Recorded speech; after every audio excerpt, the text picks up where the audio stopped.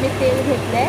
हे आता मी फोडणीला द्यायला ह्याच्यामध्ये म्हणजे वरनं फोडणी देणार आहे, म्हणून हे बाउलमध्ये मी टाकलं आहे, गरम करत ठेवलं आहे तेल.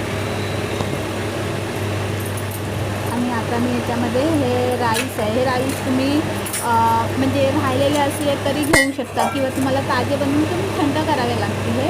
आणि हे दही घेतलं आहे, जसं तुम्हाला, आणि हे मी दोघांच्या हिशोबाने घेतलेलं आहे दही. हे बघा, तुम्हाला जेवढ्या लोकांसाठी बनवायचं आहे का तसं म्हणजे अंदाजे असं तुम्ही घेऊ शकता. चवीनुसार हे मी मीठ टाकलं आहे त्याला.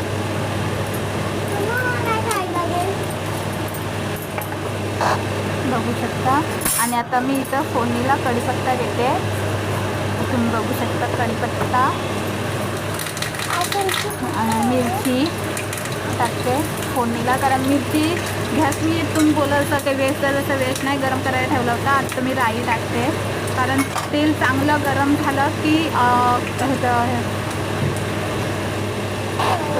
हे फोडणी द्यायला मजा येते, कारण आवाज आणि आला पाहिजे ह्याचा फोडणीचा चांगला चरचर करून. आणि मी आता टाकले उडदाची डाळ टाकली आहे त्याच्यामध्ये, कारण उडदाची डाळीने पण टेस्ट मस्त येते भाताला. तुम्ही एकदा ट्राय करून बघा, आवडेल.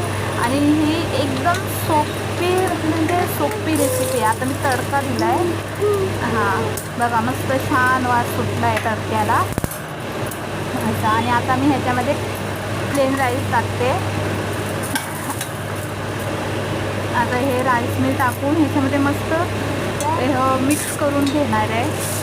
तुम्हाला पण ही रेसिपी आवडेल. ज्यावेळी आपल्याला म्हणजे तब्येत ठीक नसते किंवा मळमळल्यासारखं होतं, जुलाब होत आहेत, असं म्हणजे लूज मोशन वगैरे लागलेलं असेल, तेव्हा ही रेसिपी तुम्ही नक्की ट्राय करा त्यावेळेला. म्हणजे पोटाला पण हलकी आहे, पचनाला पण हलकी आहे. आणि नक्की ही रेसिपी तुम्हाला आवडेल.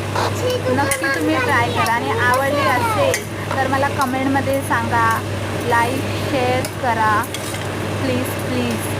आणि आवडली तर मला नक्की तुम्ही सांगा काय कशी लागली असं, नक्की आवडेल.